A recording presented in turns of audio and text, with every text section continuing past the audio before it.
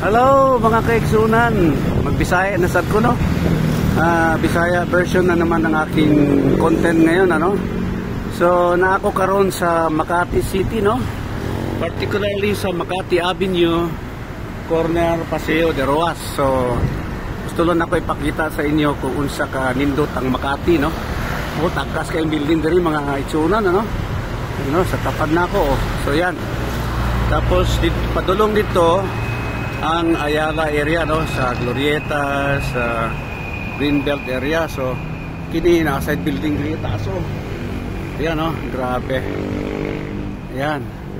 Tapos kini sad nga building.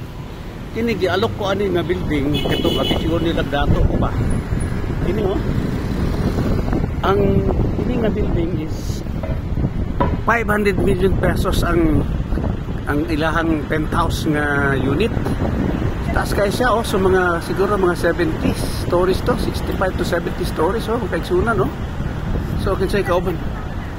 Kauban na to nga mga amigo na to nga dato ba sa abroad. Mga negosyante, so you can avail of unit diri no.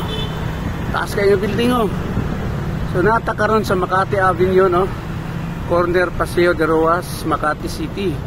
So dito sa unahan makita nimo na po dito mga tram tower sana.